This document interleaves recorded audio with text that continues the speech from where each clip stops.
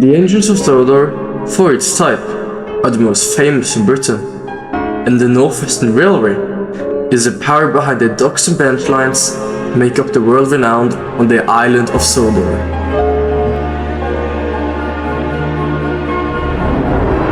These are the Sudrian engines.